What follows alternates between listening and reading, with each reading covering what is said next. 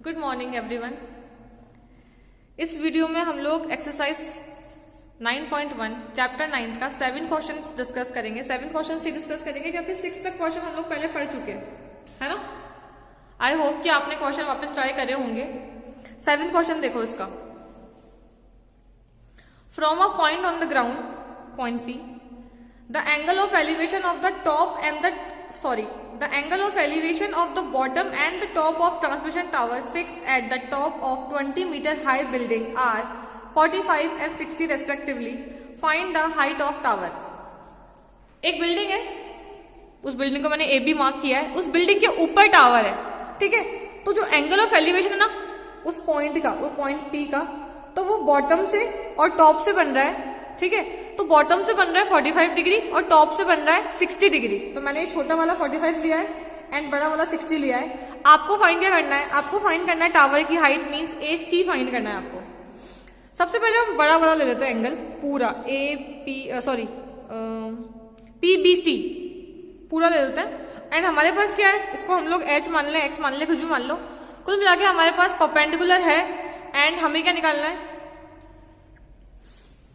निकालना तो हमको x की वैल्यू है, लेकिन हम इसको h रहने देते हैं। अब देखो हम लोग अगर 10 ले यहाँ पे 10 60, क्योंकि पूरा ले रहे हैं हम लोग। आपको बताया था मैंने लेते कैसे हैं, ये PBP करके, है ना। जो भी चीज अननोन हो उसके हिसाब से हम लोग उसको ऑप्ट करते हैं। हमारा आ रहा है ये BC perpendicular upon base BP, ठीक है। तो 10 60 की वैल्यू कितनी होती है? √3। अब जो हमारा BC है वो किससे मिलके बन रहा है? वो हमारा मिलके बन रहा है AB और इससे, that is 20 + H upon BP।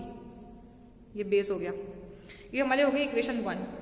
अब इक्वेशन 2 के लिए हम लोग लेंगे 10 45, छोटा वाला ट्राइंगल, ये छोटा वाला।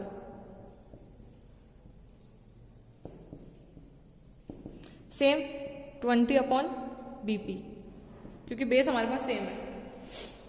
10 45 तो 1 होता है,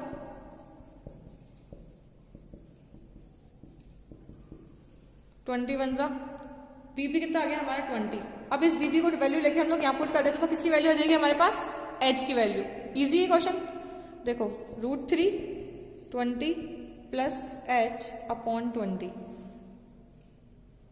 अब इसको यहाँ लेके जाओ, ये हो गया 20 √3 = 20 + H। तो H कितना हो जाएगा?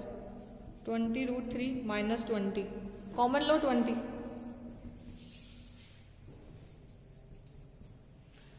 20 √3 - 1 मीटर। अब ये और सॉल्व नहीं हो सकता क्योंकि रेशनलाइज करने के लिए डिनोमिनेटर में कुछ होना चाहिए था रूट वाली वैल्यू, जो कि नहीं है। फाइन, तो हमारा 7 क्वेश्चन यहीं पे कंप्लीट है। हमने क्या करा, ये बेस सेम था, पहले एक बार 60 लगाया 10 एंड 10 45 लगाया, दोनों को कंपेयर किया एंड आंसर आ गया। अब question number 8 same to same question है, क्वेश्चन नंबर 8 उसमें, लेकिन हमको यहाँ पे नीचे वाले उसकी बिल्डिंग की हाइट दे रखी थी, उसमें 1.6 ऊपर दे रखी है। तो सेम क्वेश्चन है, एंगल भी बिल्कुल सेम है, अप्रोच भी सेम ही रहेगी, 10 60 10 45 आराम से आ जाएगा आंसर। अब आप देखो सीधा question number 9। Question number 9 is the angle of elevation of the top of a building from the foot of the tower. ये टावर है, ये फुट है, ठीक है। तो बिल्डिंग के टॉप से टावर के फुट पे, ये बिल्डिंग का टॉप है और ये टावर का फुट है। यहां से जो एंगल बन रहा है ना वो बन रहा है 30 degree. And the angle of elevation of the top of the tower, ये टावर के टॉप से बिल्डिंग के बॉटम पे, है ना, from the foot of the building है 60 डिग्री। तो मैंने जो ब्लू मार्क करा है ना, ये वाला जो ट्राइंगल है, ये वाला, ये 60 डिग्री का है पूरा।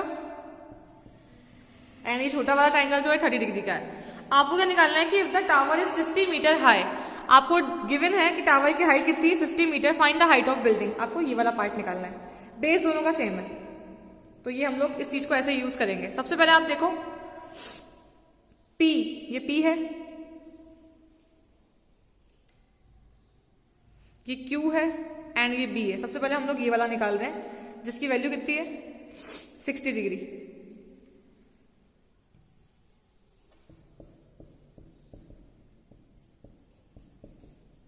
क्या होता है ये? Perpendicular upon base. परपेंडिकुलर कितना है? इसकी वैल्यू कितनी होती है? √3, 50 हमको गिवन है, और BQ। तो हमारे पास BQ कितना आ जाएगा यहाँ से? 50 अपॉन √3, ठीक है। ये हमने एक वाला पार्ट निकाल लिया। दूसरा हमें कौन सा निकालना है? ये 60 डिग्री वाला, सॉरी 30 डिग्री वाला। उसमें हमारे पास कुछ भी नहीं है, सबको H मानेंगे हम। 10 30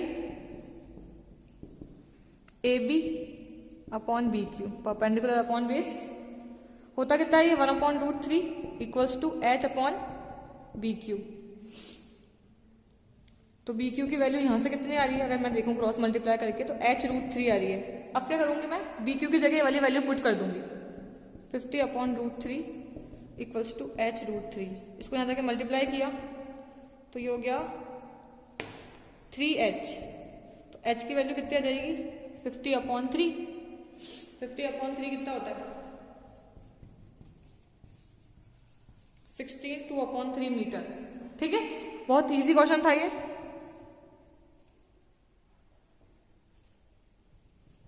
ऐसे ध्यान रखना, जब भी एक चीज कॉमन होना तो एडवांटेज होता है आपके लिए, क्योंकि आप उस एक कॉमन चीज को दोनों पार्ट्स में यूज कर सकते हो एंड देन उसको कंपेयर कर सकते हो। जैसे मैंने यहाँ पे पहले बीक्यू की वैल्यू निकाल ली है ना, हमारे पास 50 गिवन था, हमने सेकंड वाले में बीक्यू को मेंशन किया, इसकी वैल्यू वहां पुट की एंड देन हमने हमारी जो अननोन क्वांटिटी थी दैट इज एच वो फाइंड की। ठीक है, now next question. Question number 10 is two poles of equal heights, मैंने यहाँ पे एच मानी है, स्टैंडिंग ऑपोजिट ईच अदर, एक दूसरे के सामने है। ठीक है, on the either side of the road, बीच में रोड है एंड दोनों साइड पे हमारे पास पोल्स है, विच इज 80 मीटर वाइड, और रोड की लेंथ ब्रेथ कितनी है 80 meter. From a point between them on the road, एक बीच में रोड का पॉइंट है, वहां से the angle of elevation of the top of the poles are 60 और 30 रेस्पेक्टिवली। यहां से यहां तक टॉप का है 60 डिग्री एंड यहां से यहां तक है 30 डिग्री, ये मैंने मान लिया। Find the height of the poles and the distance of the point from the poles, आपको निकालना है height of the poles H निकालना है and distance from the point of the poles, आपको ये डिस्टेंस निकालनी है। देखो मैंने क्या करा यहाँ पे, टोटल डिस्टेंस 80 मीटर थी, अगर मैंने इसको एच मान ली छोटे वाले की तो ये कितनी जाएगी ऑलरेडी 80 माइनस एच हो जाएगी, और दोनों की हाइट सेम है तो हमने इसको कैपिटल एच से इंडिकेट किया है। सबसे पहले हम लोग लगाएंगे इस वाले के अंदर 1060 वाला, परपेंडिकुलर अपॉन बेस, तो परपेंडिकुलर तो हमारे पास ऑलरेडी एच है और छोटा वाला एच, वैल्यू पुट करी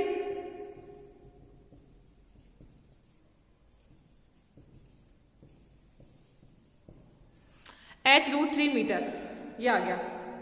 अब इस वाले ट्रायंगल की बात कर रही हूं मैं 1030, इस वाले ट्रायंगल की सेम परपेंडिकुलर अपॉन बेस, इसका बेस कितना है 80 माइनस एच, और ये कितना होता है 1/√3। क्रॉस मल्टीप्लाई किया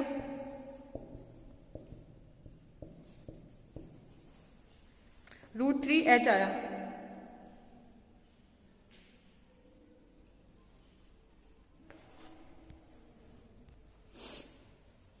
ये आ गया।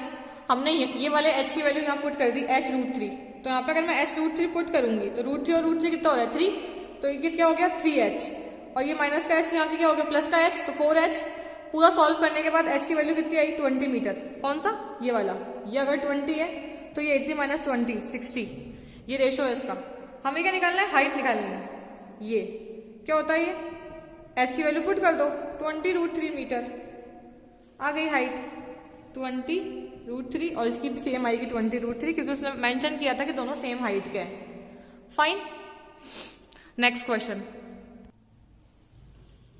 11th question is a TV tower stands vertically on the bank of canal. From a point on the other bank directly opposite the tower, the angle of elevation of the tower top of the tower is 60 degree. From another point 20 meter away from this point on the line joining this point to the foot of the tower, the angle of elevation of the top of the tower is 30 degree. आपको figure given है, find the height of the tower and width of the canal. देखो सब कुछ given है हमें, है ना, कि ये 20 है, ये 60 है, 30 है, ये टावर है। हमें क्या फाइंड करना है, हमें टावर की हाइट फाइंड करनी है और टावर की विड्थ फाइंड करनी है। फाइन, अब हम क्या करेंगे, सबसे पहले कौन से वाले ट्रायंगल को लेंगे, इस 60 डिग्री वाले को, मतलब ABC को।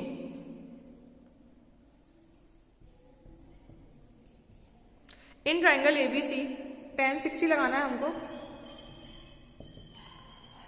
Perpendicular upon base.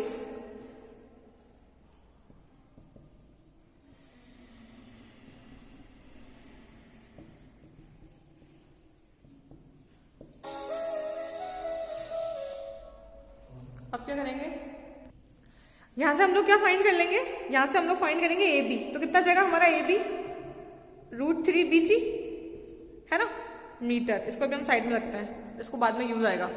अब हम लोग लेंगे पूरा वाला टावर ABD जिसका एंगल कितना है 30 degree, perpendicular upon base.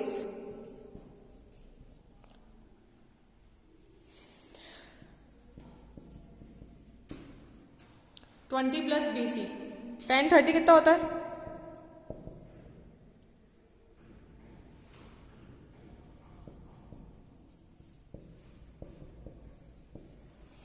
Cross multiply,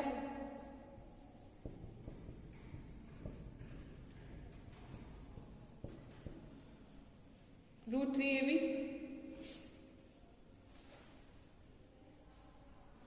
आप यहां पे इसकी वैल्यू पुट कर सकते हो, किसकी? AB की।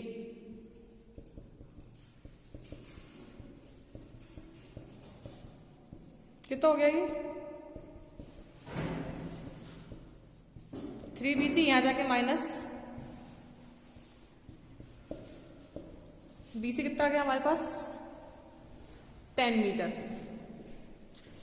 ठीक है, BC का आंसर ये कितना आ गया हमारे पास? 10 मीटर। अब height of the tower AB यहां पे वैल्यू पुट कर दो 10 √3 10 या 10 √3 मीटर। फाइन, क्या किया हमने? इस BC की वैल्यू इधर पुट कर दी तो कितना आया था ये 10, तो हमारा आंसर √3 10 या फिर कैसे लिखोगे इसको 10 √3 मीटर। ठीक है, ये आ गई इसकी हाइट, टावर की हाइट भी आ गई, बेस भी आ गया, सब कुछ आ गया।